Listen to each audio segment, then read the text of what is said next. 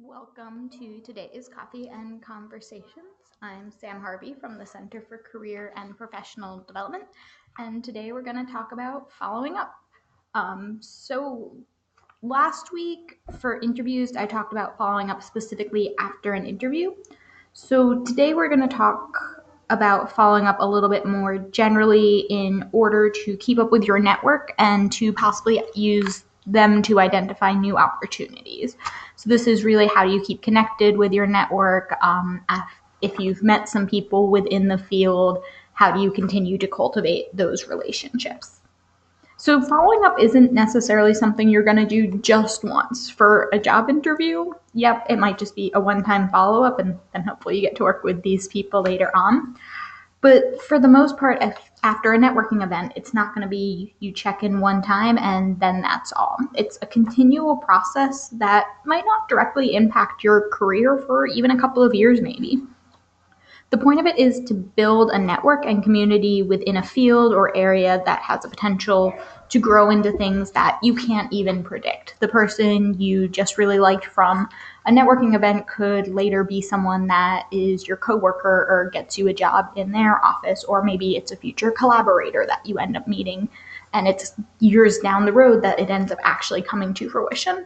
So it's always a continual thing of just understanding that it's good to meet people within your field. It's good to meet people whose values align with your own and to continue to cultivate those relationships over time. Just as important as it is for you to keep up personal relationships, professional relationships are also going to be truly important for developing a career that you're really excited about. So where do you start? So the first thing I would suggest is to just keep track of who it is you want to be following up with.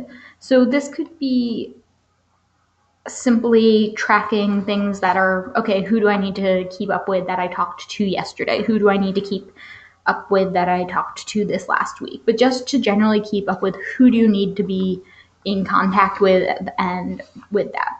But it could be someone you met at a networking event. So knowing, oh, I have someone that I met last week that I need to remember to follow up with. It could also be just knowing that there's someone you've met a couple of times and it's been a while since you've talked to them. So maybe you should keep track of, oh, when will I see them again? When will I have a chance to talk to them again? So these could be people that are from networking events. It could be your former coworkers, your current coworkers. It could be your classmates, a professor, anyone that's connected really to your professional interests, or maybe not directly connected to that, but who you see that professional interest aligning with. So in order to really know who it is even that you have to keep up with, I would recommend keeping a document to track some of this information. So you can do simple things, just having their name, the contact information that you have for them, and what your connection is for them. It's a great starting place.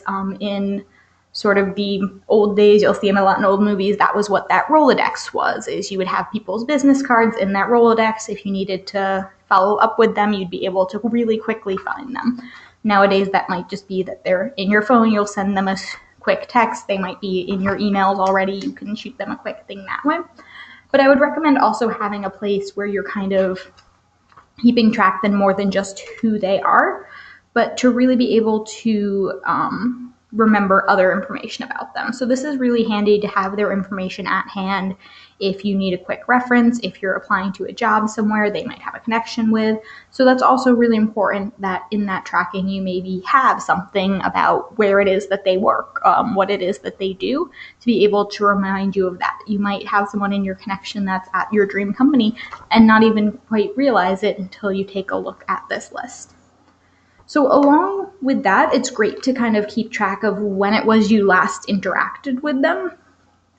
You don't want to not talk to someone for years and years and then reach out for a favor, and you don't want to be sort of emailing someone every single month to consistently follow up just because you've forgotten that you've already asked them that question. So it's really good to just kind of know, when was it that I actually last saw this person, so that if they do work at the company you're currently applying to, you're not reaching out after a year and being like, hey, I'm applying to your company. can you give me a good word or something? But instead, maybe you reach out to make their connection, reconnect again before you bring up the fact that you are applying to the same company with them. If it's someone you just talked to in the last month, though, then it can be a much more casual reach out that you do. Along with that, it's good to kind of keep track of what you spoke about specifically. So did you tell them about your new job? Then when you're reaching out to them again, maybe you're reaching out to update them about how that new job is going. If you mentioned a new project, if they mentioned that they're working on a new project, part of your reach out can talk about asking them how that project is going or when. It's good to kind of keep these notes, or just if you have the memory to do it, keep these things up in your memory so that you can show people that you're listening to them, so that you can show you remember things about them, and that kind of makes them feel as though you're listening to them and that you care. And it shouldn't just be I want those people to think I care, but to actively really care about who these people are as people and not just what they can do for your career. Along with that, don't be creepy about it. If you don't organically know information, you don't need to be like, oh, do they have kids? Should I ask about their kids? Do they have kids? If you don't know, don't force the information to know. There are social lines, obviously, to be aware of. But really, if they mentioned a new project and you ask about that project and you're sincerely interested in that project, that's going to really be great for them. If you're not sincerely interested in it, that may end up coming across really well in the conversation. So it's just important to really actively care about people and not just use them for your own personal gains in things. So then the final thing to track is if there were some sort of action step that they gave you. So it could be something small, like they said, oh, you should check out this website or this artist, but it's nice to have a note if they told you to do something like that so that you can remember to do the thing. But then you can also, in your follow-up, let them know how that ended up going. So like, oh, thank you for the recommendation to go see this exhibit. I went and saw it. I loved it. I'd love to hear any more recommendations you have. That once more aligns together your values you have with the person and shows that you have follow-through abilities.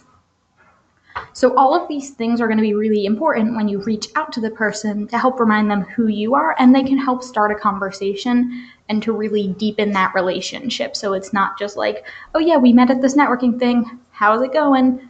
Okay, cool. Now I'm going to go over here and do something else. Especially this is both when you see people in person, but also if you're just following up over email.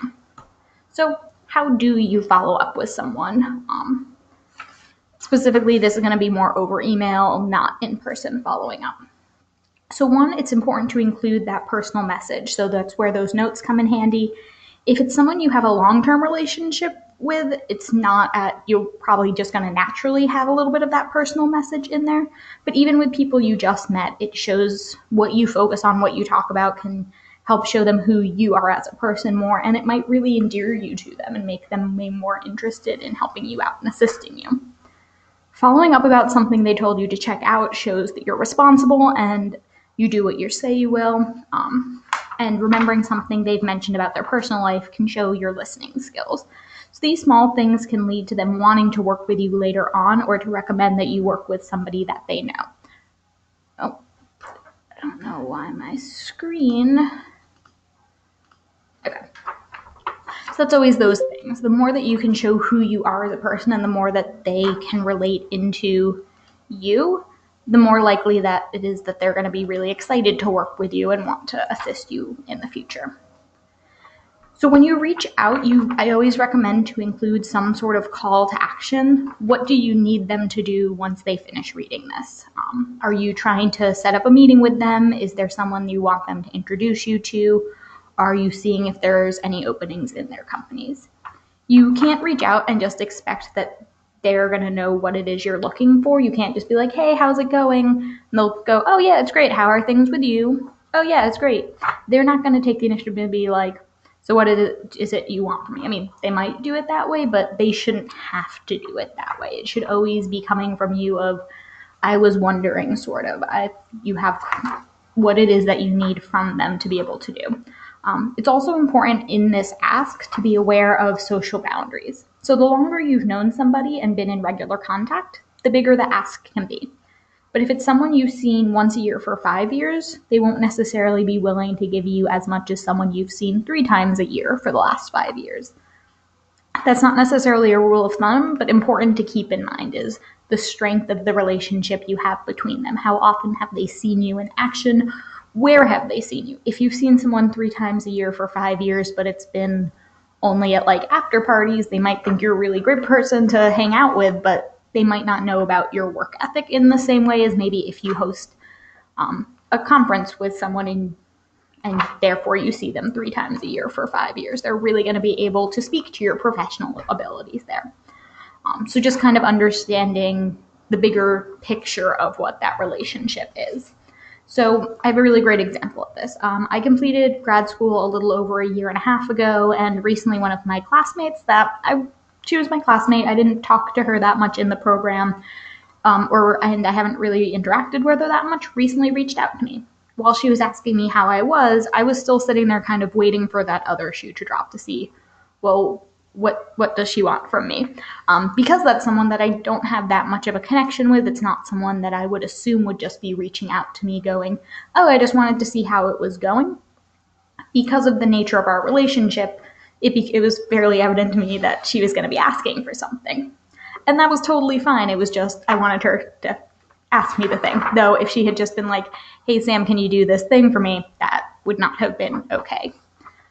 So anytime someone that's not your friend reaches out, you know there's a motive there. So you don't need to beat around the bush too much, but you need to be aware of how big of an ask to go for. So if this person had reached out to me for a reference, if she was applying to something at Pratt and wanted me to put in a word with the potential supervisor, I may have at least mentioned to the supervisor, like, oh, this person is applying, they went through my program, but I wouldn't have been able to say that I could speak to her ability to do the job because I didn't know about her ability to do the job. I didn't know her well enough to be able to be a strong reference for it. This isn't what she asked for. This is an example, though. But if she was asking me to answer some questions about what it was like to work at an art school, I would have been really happy to answer those questions and to meet up with coffee if she wanted to discuss more. But an ask like that, where it was just, oh yeah, I'm willing to offer some of my expertise, my information, that's an easy, quick ask that's just coming from me, versus if I was telling somebody else at the school, oh, I know this person, you should hire them, or I recommend them, then that's something that impacts more than just, that's something that isn't just on me. That's something then if she gets the job because I gave the recommendation and she did a terrible job, that reflects badly on me. So it's always important to understand those sort of levels of asks, especially when it comes to someone giving you a reference to one of their personal connections. The references they give reflect back on them. So people aren't just going to give references to anybody necessarily. So, but because I'd had a prior relationship with this person, I would have been happy to help. But there's a line to it because of the nature of our relationship. There's a point where it goes, I can help you up to this point. If we talk a little bit more and from there I decide I'm more comfortable doing more than that, that's fine, but we need to at least establish a baseline of conversation before I'm going to jump to just giving out references. Now, if it's people I've been in close contact with since grad school that reached out for a reference, I'd probably do it in a heartbeat because I know them and I know their work. I'm close to them. I've kept in contact with them over the last year and a half on a fairly regular basis. I've also, on the other hand, had complete strangers that want to know more about getting into career advising ask me questions. And I'm happy to answer those questions via email, but I wasn't necessarily sure if I was going to want to meet in person with that person or if they wanted a phone call, depending on timing. That it was, you're a stranger, I would rather do something with you via text because that's how I am personally more comfortable. And with that, it's also being aware of when you reach out to this person, what boundaries they're starting to set up. So if you reach out, oh, I would love to get coffee and talk to you more about this, or I would love an informational interview, and they're like, I don't know if I can do that. Hey, can you just send me the questions? That's them setting up a clear boundary of, I don't really know you. I don't know if I want to have to spend that much time handling this thing. I don't know how you are as a person to interact with. I'm more comfortable doing things over text. So take that and just thank the person for being willing to give what they can give and follow up that way. Every relationship starts with some sort of baseline, and it might just be answering your questions via email. And then from there, after you've established a little bit more of a baseline, it might be more likely that they're willing to meet in person or do something else that's a little bit more of an ask than just answering questions over email. So following up, you build those relationships. It's not going to be creating your new best friend, but rather to have people that you can meet with and speak to regularly to discuss ideas. And as I said, it's over the course of years. And these people are going to become your allies in the field. They're going to be people outside of your current coworkers that will be able to speak to your ability. And definitely, I highly recommend keeping in touch with previous coworkers as well, because even if you stopped working together, you worked together, they can talk to you about what's happening in the field, and you know it's someone that's going to be in this same area. And you already have a relationship with them, so it's an easy relationship to kind of start to maintain, even if you don't see them every single day. So keep up with your contacts. How often you're in contact with someone can weigh a lot on what they're willing to give you. So I recommend setting aside a time each month to just look at that list of people that you have and see if there's anybody you haven't spoken with in a while. I generally say about every 6 months to a year is good for most people. You don't need to be in constant contact, but be aware of any event you might be going to where you might see them at. It's also good to keep track of these types of events you generally see people at. So if it's an annual conference and you know, oh, I always see Jamie at the annual conference, then either right before it, you might send Jamie an email and just be like, oh, hey, I like just looking at my calendar, saw this was coming. It's great seeing you every year. Are you going to be there? And then maybe you set up a meeting with Jamie to meet up at the conference. If you don't get the chance to do that, then you run into Jamie at the conference. You could reach out afterwards, or even if you don't, you could reach out afterwards and just say, oh, but like just got back from here, like didn't end up running into you, was wondering if you were there, would love to catch up. They can be really quick things, but it's always great to kind of know where you're going to see people when and making an effort to actually see them and maintain that relationship. If it's someone you really want to keep in contact with, sometimes just a quick hello can be nice. I would say generally still try to come up with some sort of action item or like a quick little thing to send them. Even if it's asking if they have book recommendations or sharing something cool you found, just so it's not just like, hey, just saying hi. Doing that every couple of months isn't going to help bring the relationship further. But if you go, hi, how's it going? I saw this and thought of this discussion that we had, that's going to be a lot more interesting for them. And then they might look at the thing and be like, oh yeah, great. And they'll remember that great discussion that you had. And that can help to, if it's been like, oh, well, I want to talk to this person more than every 6 months, then it can be a quick way to sort of get it rolling a little bit more organically. So it's always great to send quick things that you think people are going to like. If you're making a lot of work, you could see if people would be interested in subscribing to a newsletter that you're writing. Try to get people to connect to you on your professional social media pages. Then it can even just be them liking your Instagram post and maybe they'll see something cool and message you there, or you'll follow them back, see something cool, message them there. It's a great way to keep in track with people. And they'll also then get to see the general updates of your work. And then those general updates are really helpful and nice with your closest connections, just to be like, hey, how's it going? Great, glad to hear everything's great. Things are great with me. Let's get coffee soon. So who do you actually want to follow up with? And I touched on this a little bit already. But basically you follow up with people that you've just met within a week after meeting them at an event or through somebody else. So you want to do that within a week so that it doesn't get stale.